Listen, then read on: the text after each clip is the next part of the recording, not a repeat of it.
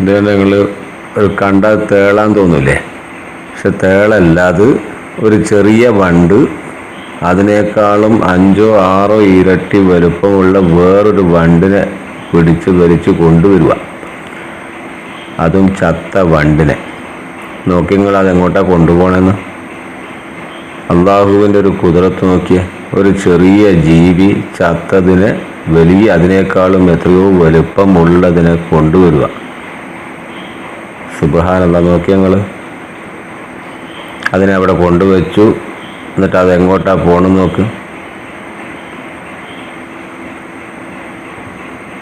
ഇതാ അത് പറന്നുപോയി.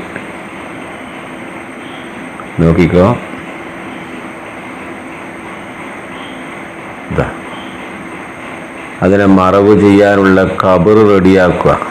അള്ളാഹുവിൻ്റെ മഹത്തായ ഖുദ്റത്ത്. സുബ്ഹാനല്ലാഹ്. നോക്കി ഞങ്ങൾ സഹജീവിയോടുള്ള കടപ്പാട്, കടമ, അത് നിറവേറ്റാൻ ഇത്രമാത്രം ദൃഷ്ടാന്തമുണ്ട് ഇതിൽ. അതും നോക്കി അതിൻ്റെ വലുപ്പം നോക്കിയ മറ്റേ വണ്ടിൻ്റെ. ഒരുപക്ഷെ ഈ വണ്ടിൻ്റെ ജീവിതകാലത്ത് ആ ചെറിയ വണ്ടിനെ ഒരുപാട് ദ്രോഹിച്ചതാവാം.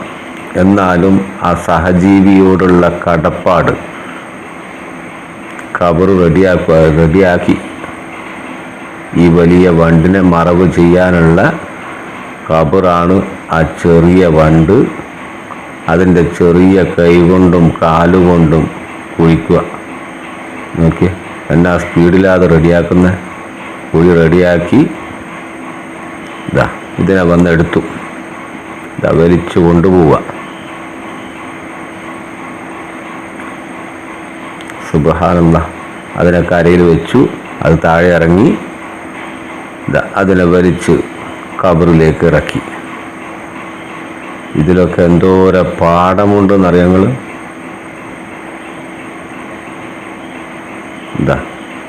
അതിനെ വലിച്ച് ആ ഖബറിലേക്ക് വെച്ചു.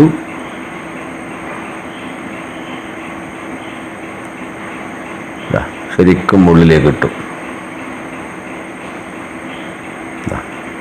എന്നിട്ട് അതിനെ കംപ്ലീറ്റ് മറവ് ചെയ്ത് മണ്ണും കല്ലും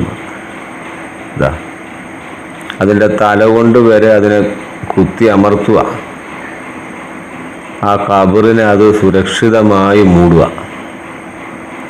സുബ്ഹാനല്ലാഹ്. ഇതിൻ്റെയൊക്കെ പാഠങ്ങൾ പറഞ്ഞ തീരൂല. അത്രയും കാര്യങ്ങൾ ഇതിനെക്കുറിച്ച് പറയാനുണ്ടാവും. അള്ളാഹുവിൻ്റെ മഹത്തായ ഖുദ്റത്ത്. ഇതൊക്കെ മനുഷ്യരായ നമുക്ക് ഒരുപാട് പാഠങ്ങൾ പഠിക്കാനുള്ളതായത്. സഹജീവികളോടുള്ള കടപ്പാട്, കടമകൾ കണ്ടോ. നോക്കി അതിൻ്റെ തല കൊണ്ട് വരെ അതിനെ അമർത്തി റെഡിയാക്കുക.